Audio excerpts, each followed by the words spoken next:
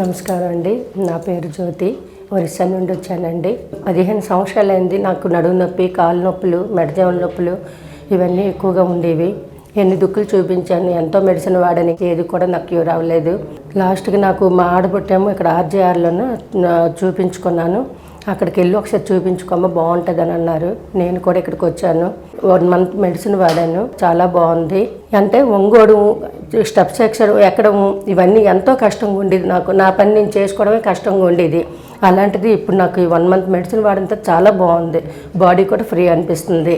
ఆర్జేఆర్కి, madam గారికి అందరికీ thanks అండి.